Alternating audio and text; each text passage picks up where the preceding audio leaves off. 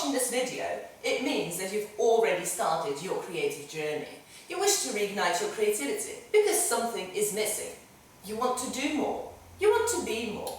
You want to add something to your existing life. You want to change a little something. Or you simply might want to have a bit more fun. You want to have a more fulfilling and exciting life. You want it to be interesting and you want to be able to express yourself. And I'm here to help you do just that. My course is designed for people who wish to develop their creative side, but are afraid to start, or don't quite know where to start and what to begin with.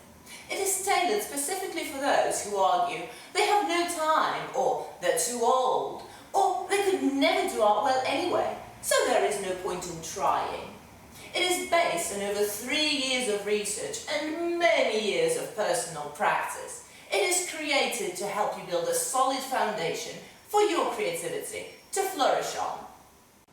On your creative path, we will be digging into all of those external and internal blockages, and we will be extracting all the subconscious limiting beliefs and other nasty things that are standing between you and your creative self. We'll be identifying the problems and finding quick and effective solutions to them. So very soon it will start becoming easier and easier for you to eliminate all the stuff that is hindering you. You see, I started developing this little guide for those who are struggling because I struggled myself for many years.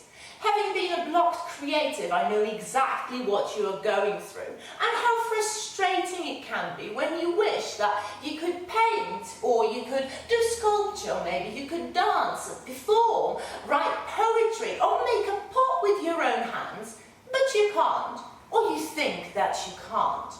And quite often, let's be honest, you might get jealous of those people who can, or maybe they even made a very successful career out of something that they truly, truly love.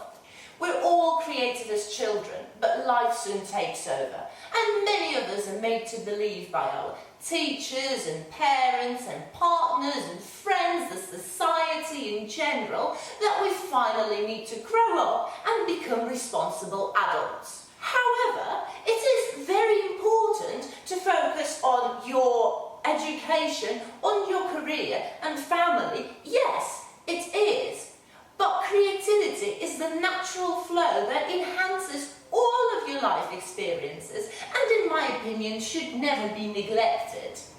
But unless we choose to do art professionally, we often get an impression from many people around us that art is a frivolous luxury that we cannot afford. Unless, of course, all the other boxes are ticked. But even then, we're never going to be a new Picasso.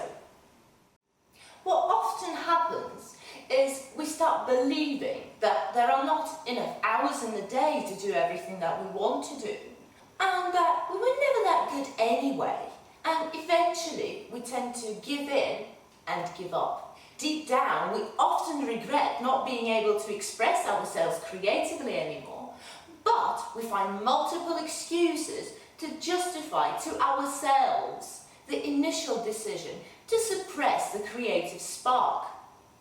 I have been through this myself, and I have met a lot of people in the same boat.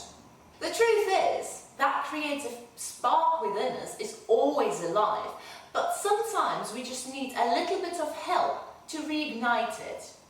Whether we have a passion for painting, or photography, or acting, or singing, or dancing, or knitting, we can always start afresh, and we can always keep developing our creative skills and exploring new horizons. It does make our lives much brighter. Now, let me tell you a little about me so you understand where I am coming from and why it is incredibly important for me to share all this information about creativity with you. It took me a very long time to overcome numerous blockages and headaches to actually get to where I've always wanted to be. Unlike in many cases where people do not get encouragement from their parents to be creative and to do art just because it does not run in the family, I actually come from a very artistic family, and I spent my childhood surrounded by all those amazingly creative people. My granddad was a brilliant artist. My great-grandma was a famous opera singer. My grandma is an artist. My granddad could sing very well. My mum is a musician. And my dad, as well as being a journalist and a TV producer, is actually a fantastic guitarist. So, needless to say, I've always been surrounded by all those incredible people who could do all those incredible things, and I've always been encouraged to do something very well. So at some point, I thought I wasn't good enough because I felt like I had to be on the level with all of them, and I wasn't. And even though I spent my childhood doing many creative things, and I carried on into my teens, I've always been into photography and I've always loved writing, so I used to do quite a lot of both. But I wasn't entirely sure what I wanted to do. And eventually, I decided that I wasn't that good anyway, so I needed to grow up and do something serious. Well, like they say, life happened. So, I worked as a teacher for nearly 10 years, and then I had a couple of international businesses, which was fun and very interesting. However, it was not what I really truly wanted deep down. It was nowhere nearly close enough.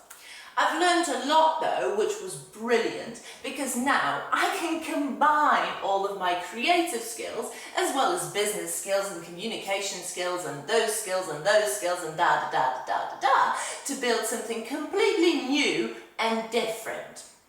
So, about 4 years ago, I went completely rogue and I changed my life entirely. Slowly, I remembered all the things I knew about photography. I rejuvenated my silver jewellery making skills, and I started exhibiting and selling my art, and eventually I ended up with my own art gallery. How crazy is that? Think about it. But in the meantime, while it was not a very easy journey, I managed to overcome so many obstacles, and it changed my way of thinking completely. I changed my lifestyle, and I learned so much. But it was hard, and it was very painful at times. And it was absolutely terrifying as well. Sometimes, it felt like I was in a dark room full of sharp objects and I just did not know my way. All I knew was that I needed to make changes, and I had to figure out how to make those changes there and then. What I believe is that if you want things in your life to change, you have to change the things in your life. And it is often difficult, but if you really want something, you will definitely get there. Well, now I want to make your creative path at least a little bit easier than mine was. It was Anastasia. Thank you for watching, and I will see you soon on your creative path.